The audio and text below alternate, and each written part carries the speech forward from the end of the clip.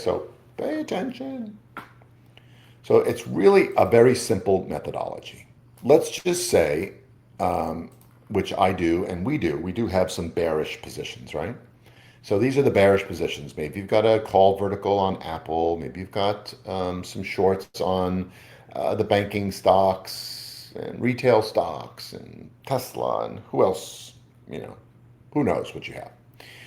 You've got enough bearish position here where you've got enough at risk that you really don't. I mean, even if you lost 50%, it's kind of a chunk, right?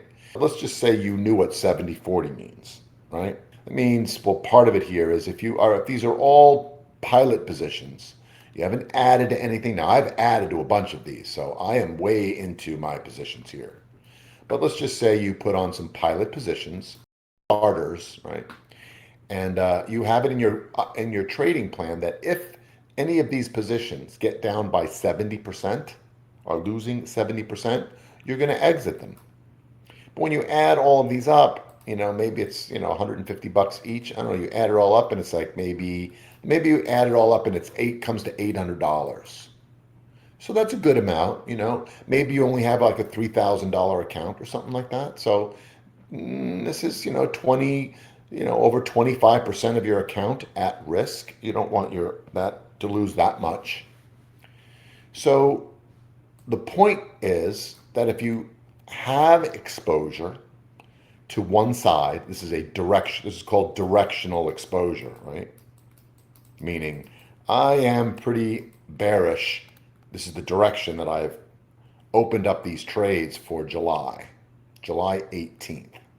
That's the monthly expiration, which is really the best way to trade once you have conviction on, your narrative is confirmed and you believe the markets will go lower. The best thing is to go out 2 to 3 weeks and start putting in little starter positions there. They're less expensive. You've got plenty of time for things to work. But now you're thinking, well, I've got this at risk here. I think I need to put on some kind of protection, some insurance, just in case it goes the other way. So I'm going to draw this in yellow.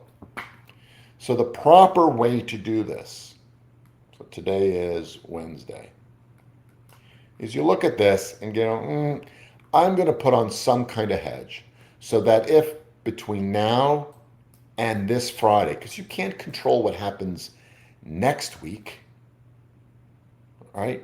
So, in fact, if you had decided end of last week or even the beginning of this week that you wanted to put on a bearish position, and let's say you put it on for here, let's say you shorted Apple. Let's say you got the 195, 190 put spread on Apple, and it cost you $1.80, and you got 2 of them. And so that's $360, right? Let's say that's for next week. Okay, it's the same scenario here.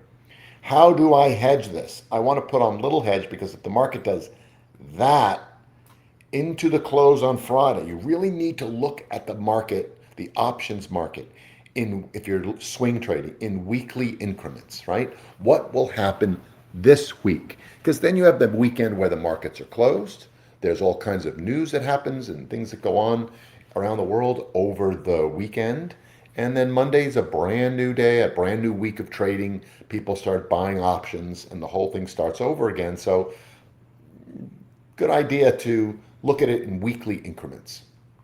So if this is to this Friday's expiration, what you could place is a trade that would gain value if price moved up. That's called a hedge if you are bearish here or here. So what kinds of trades could we do? Well, you look at the markets overall and say to yourself, well, if tech stocks all of a sudden blew up, Apple, Amazon, Netflix, Tesla, all Nvidia, all the tech stocks went north. Well, that's QQQ, isn't it? Which really makes sense. You're either going to want to go with that index or the Russell IWM. Although if you look at the Russell, it looks kind of weak. I don't think I would be this week anyway using the Russell. And then obviously you have the SPY. Well, if you look at QQQ calls, the price of these calls for Friday, they're really expensive. You can even go a little bit out of the money and they're like $3, $4. That's way too much. 300, 400 for one call. You'd have to have a $6 or $7 move for it to make anything. Plus you've got the theta decay. It's just, it doesn't make sense to spend that much money on a hedge. So ride the pony. You did do one right thing, is that you got a very cheap hedge. I think you went way too far out of the money. But we'll talk about how much you can invest.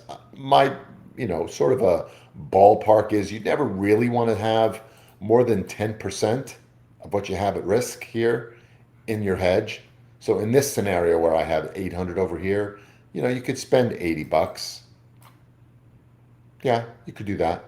$80 ain't bad. Because if you got a triple, which you would on a good hedge, should be able to give you a double, a triple. Let's just say you got 3x on that. You made $250. Well, if you got out of this trade, let's just say with 70%, oops, with 70% down, right? You would have lost 560. And if you made 240 off of this little $80 hedge, what did you really lose? Well, it means you would have only really lost 320. That's less than half of what you had at risk. That's not bad at all. And maybe some of these trades were still alive, or maybe you got out of it 50% or eased out of them with less pain. So 10% is kind of a good rule to look at. You don't want to spend too much. So the idea is for the front week, the short week, short term is the best way. Not that the 27th, why does this keep happening? Not that the 27th, next Friday, is long term, but if you have trades on that expire next week that are short, then you put your hedge on for this week. So what that does is gives you protection. So I'm going to explain what happens. This is the really cool part. So let's just say the markets went in the direction that you like, down, between now and Friday. Well, that's good. That means these are profitable. In fact, these may be so profitable that you don't have to hold them into next week, and you could take profits early. That's called feeding the pigeons. You could do that if you wanted to, right? I was just looking at $50, 500, actually 5,000 contracts total. Yeah, I don't know what you're doing there. Okay, so just pay attention. So if the markets went in your direction, you'd make your money. There might still be a little money left here with the hedge. Let's just say not tomorrow. The markets are closed tomorrow, but let's say the markets were not closed tomorrow. And Thursday, the markets dumped, and you were able to make your money. You have a couple of things you could do. You could close it. Great. Well, what do I do with my hedge? Well, if your hedge is still worth something, you could close it, right? And if you had any trades over here, you know what else you could do with this short-term hedge that you now no longer need because you got your profits here? But if you also had something out further in July, you could roll this hedge to the next week, to the 27th. Cost you a little bit of money, but not too much. Now you'll have a short-term hedge on the 27th to protect these in July. Does everybody understand that so far? So, first example, you've got next week's, I'm just going to call them puts, just so you know which direction.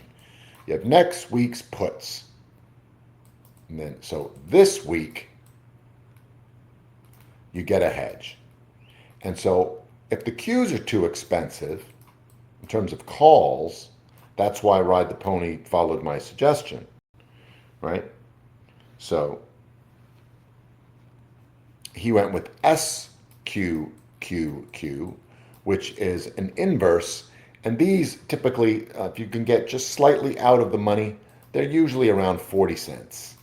So if price is at 22.30, you can get the 22 puts for like 30, 40, 50 cents. So you could get 2 of them. And that would be perfectly fine. When do you get it for? For this Friday. It's a short-term hedge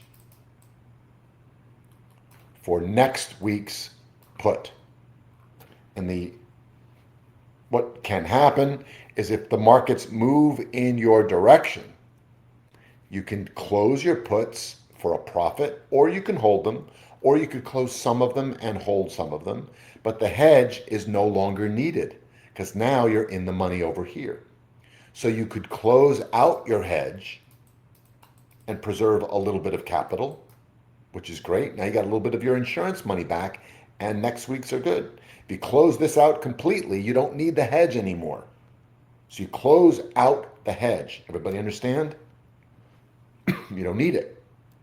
Thanks for watching. Hope you enjoyed this video from Trade With Me Now. Make sure to go ahead and like this video and subscribe to our channel so you make sure that you catch our next video right when it's released. Also, if you have a question or comment, please leave that in the comments section below. And of course, if you want to learn more about Trade With Me Now or join our community of profitable traders, go to tradewithmenow.com. There's also a link in the description below.